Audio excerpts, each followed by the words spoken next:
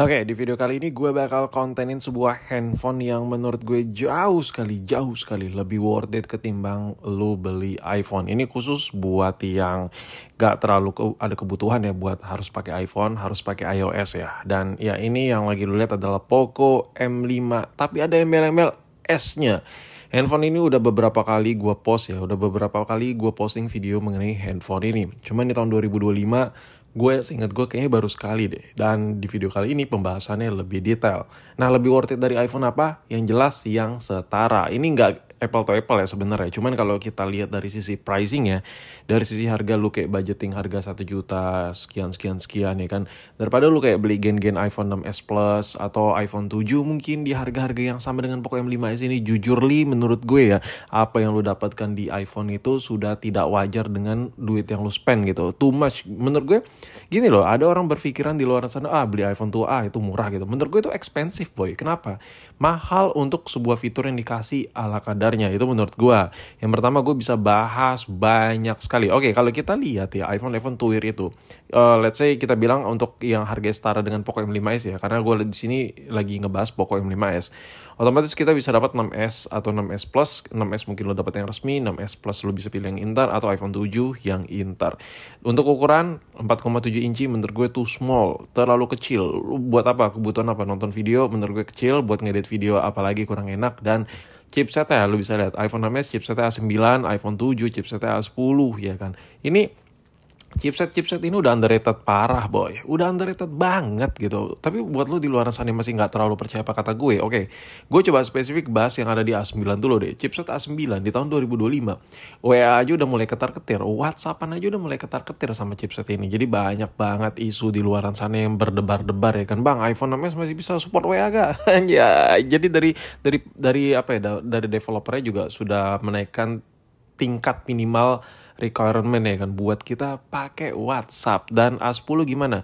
Untuk A10 sebenarnya better dibandingkan A9, ya lebih baru, cuman kalau kita bandingkan dengan si Poco M5s ini lebih jos boy, ini lebih jos man.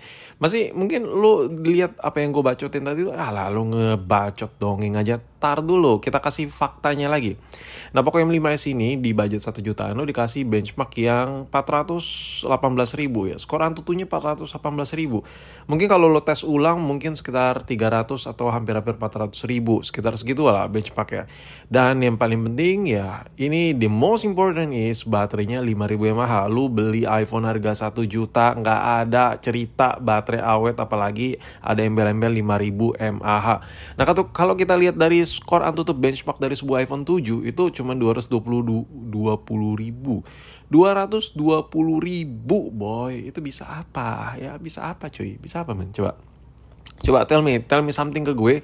Di harga yang sama ya, kalau lu beli Android, lu dikasih baterai lebih gede, layar lebih besar, dan dikasih chipset yang menurut gue performanya lebih oke lah gitu ketimbang iPhone Twir.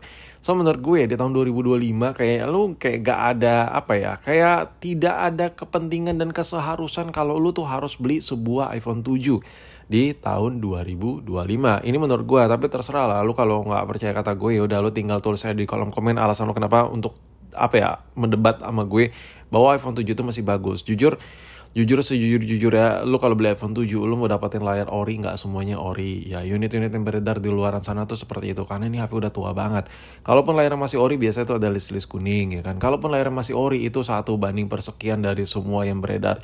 Nah, tapi kalau lu beli si Poco M5s ini, itu layarnya gampang sekali, rata-rata masih orian semua. Dan yang paling sangar ya, ini layar bukan layar IPS lagi, ini layar udah AMOLED. Which is kalau kita pakai jelas lebih enak. Ada beberapa poin untuk display ini bahwa lebih bagus ketimbang iPhone Twir. Yang pertama, ukuran incinya lebih besar. Yang kedua, layarnya AMOLED. Yang ketiga, resiko dapat LCD ori itu lebih besar. Jadi kalau lu beli Poco M5s yang beredar di pasaran, itu rata-rata mostly kebanyakan masih orian. Sedangkan lu beli iPhone, mostly udah pada gantian karena udah tua, udah Twir gitu. Jadi di poin display ini banyak banget poin spesifik ya. iPhone itu kalah josnya ketimbang si Poco ini. Again, sekali lagi ini bukan head to headin apple to apple ya. Ini memang nggak apple to apple, tapi di sini gue lihat dari sisi pricing to pricingnya aja. Sekarang kita bahas soal kamera yang ada di Poco M5s. Untuk Poco M5s ini sebenarnya kameranya itu nggak bisa ngebuat gue sampai wah cakep banget nih kayaknya, nggak bisa. Gue nggak bisa ngomong kayak gitu di Poco M5s ini. Cuman kalau kita lihat dari standarnya, handphone ini tuh pengaturan standar itu udah lengkap sekali ya. Ya lu bisa lihat sendiri, untuk fiturnya juga lengkap. Pro, dokumen, video, foto, potret, malam hari itu udah paling basicnya tuh harus ada. Mode malam itu harus ada cuy. Lu beli iPhone Twir kagak ada mode malam ya. Potretnya apalagi buat iPhone jadul, wah objek tuh nggak bakal lah, ribet ya kan anjir. Nah untuk sekelas harga yang sama, under 1,5 ya, di bawah 1,5 juta, sama-sama di 1 jutaan kecil gitu. Sebuah kamera Poco M5s menurut gue jauh lebih jos ketimbang kamera dari sebuah iPhone. Kalau kita bicara buat foto-foto ya, ini adalah hasil dari potret Poco M5s, rapih kan, rapih gitu, enak gitu. Jadi kesimpulan gue terhadap handphone ini adalah salah satu handphone yang powerful dan overkill banget. Buat lo yang mungkin pengen spek detail ya, apa ya, yang gue rasain perbedaannya si Poco M5s ini dengan apa yang ada di iPhone 7, gue taruh di deskripsi. Jadi lo cek deskripsi untuk detail lebih lanjut, itu gue ceritain deh keluh kesah gue terhadap Poco M5s ini, kelebihan-kelebihan dan kekurangannya. Yang jelas Poco M5s ini nggak bisa lo samain dengan Poco M5 biasa. Nah kalau kita bicara Poco M5 biasa, yang pertama ada beberapa poin ini perbedaannya. Ini layar belum AMOLED. Yang kedua, ini masih ada notch-nya gitu. Kalau si Poco ya sudah tidak ada ya. Yang M5s itu jauh lebih clean look gitu displaynya. Dan kalau screen to body ratio gue lupa ya, tapi kayaknya screen to body ratio-nya lebih gede yang layarnya ya, yang ada di Poco M5s. Correct me if I'm wrong, boy. Tapi dari sisi display jelas ya beda ya. Jangan bilang lu lagi pakai Poco M5 nih, sama aja tuh kayak Poco M5 gue si M5s ini. Beda. Antara Poco M5 dengan Poco M5 yang ada embel-embel S-nya beda ya. Beda sekali.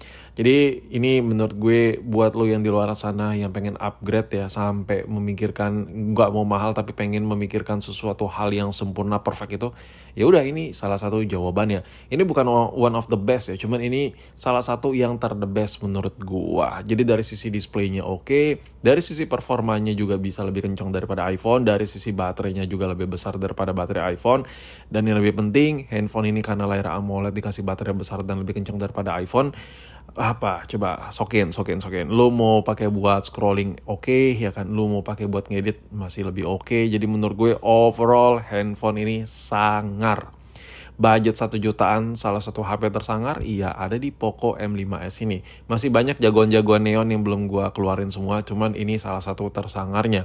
Kalau kita lihat dari sisi fisiknya, handphone ini masih ada jack audio, dan bagian port charger itu udah Type-C punya, dan ada lubang speakernya. Nah yang gue suka lubang speakernya nih, lubang speakernya ini bener-bener nyentar parah ya. Jadi dia tuh punya speaker bagian bawah, lubangnya tuh simetris, dan speaker bagian atas. Jadi antara speaker bagian atas dan bawah tuh sama-sama simetris, bentuknya tuh mirip banget. Jadi ketika lu pakai buat nonton video, buat ngedit, buat ngegame, speakernya tuh oke gitu. Beda dengan Apple-Applean ya, yang versi-versi lawas, itu dia speakernya memang ada 2 atas bawah ya. Tapi untuk buzzer bagian atasnya, dia masih numpang sama speaker telepon. Memang tuningan dari Apple udah bagus, cuman ini salah satu handphone murah yang bisa mencoba seperfect itulah intinya. Untuk pertombol-tombolan, nothing special, semuanya sama aja menurut gue. Oke, overall, kesimpulan, conclusion, menurut gue di tahun 2025, budget 1 jutaan, lu gak mau neko-neko, salah satu yang the best, terbaik ya ada di Poco M5s ini menurut gue ya. Banyak banget handphone di luaran sana yang belum ke gap sama gue, cuman ini salah satu yang gue suka banget.